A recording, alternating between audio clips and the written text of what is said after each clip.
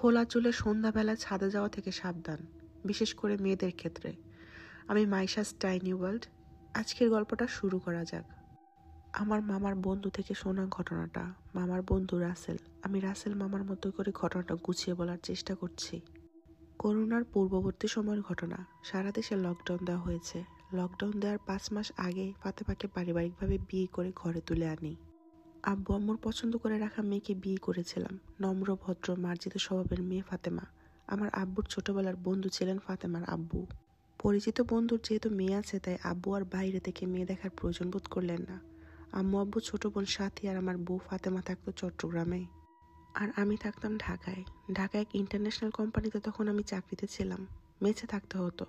Bachelor কেউ দিতে চাইতো না বাসা, তাই অফিসের কিছু কলিগ মিলে মেসে থাকতাম। বিয়ের 1 মাস পর আমি ঢাকায় চলে আসি। সবকিছু ঠিকঠাকই চলছিল। আব্বু আম্মুর খেয়াল রাখতে কোনো ত্রুটি রাখতো না ফাতেমা। আমার আব্বু আম্মু ফাতেমার প্রতি কোনো অভিযোগ ছিল না। আমারও ভালো লাগতো এই ভেবে যে এই বয়সে আম্মু আব্বু একটু সুখে আছে।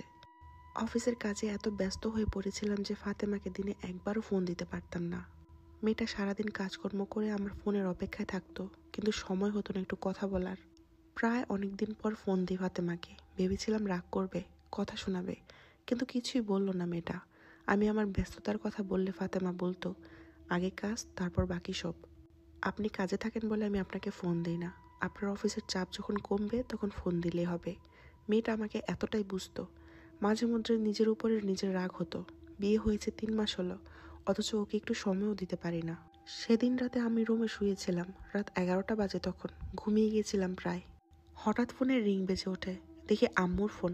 এত রাতে ফোন কেন দিল ভাবতে ভাবতে রিসিভ করলাম। কানে দিতে আম্মু ভয়ার্ত কণ্ঠে বলে ওঠে, রাসেল, তাড়াতাড়ি বাসায় চলে আয়, যত তাড়াতাড়ি সম্ভব। ফাতেমা কেমন যেন করছে। আমাকে কিছু বলার সুযোগ না দিয়ে আম্মু ফোন কেটে দিলেন। কিন্তু এত রাতে বাড়িতে যাব কিভাবে? কোনো উপায় অন্তর না পেয়ে অফিসের বস থেকে পারমিশন নিয়ে অফিসের গাড়ি করে বের হলাম বাড়ির উদ্দেশ্যে। বাড়িতে পৌঁছাতে পৌঁছাতে ভোর 6টা বেজে গেছে। ঘরে ঢুকে দেখি আম্মু আব্বু আর সাথী সামনে রুমে বসে আছে। সামনে যেতে আম্মু আমাকে বললেন, ফাতেমা মানসিকভাবে অসুস্থ রাসেল। এটা আশরাফ ভাই আমাদেরকে বলেননি। কালকে থেকে ফাতেমা অদ্ভুত সব আচরণ করে যাচ্ছে। শুরুতে মনে করেছিলাম দুষ্টুমি করছে, কিন্তু ও যখন কাঁচা মাছ খেতে যাচ্ছিল সেসব আমি নিষেধ করায় আমাকে অকথ্য ভাষায় গালি দিল। তখনই আমি বুঝতে পারি ফাতেমা মানসিকভাবে অসুস্থ। সাথী থেকে জানতে পারি ফাতেমা নাকি সাথীকে বলেছে আম্মুকে শেষ করে ফেলতে। আমার বিশ্বাস হচ্ছিল না কোনো কিছুই। রুমে গিয়ে দেখি ফাতেমার আম্মু আব্বু ফাতেমার সাথে বসে আছেন, কিন্তু ফাতেমা আমাকে দেখে খুশি হলো না, বরং আমাকে বাসা থেকে বের হয়ে যেতে বলল।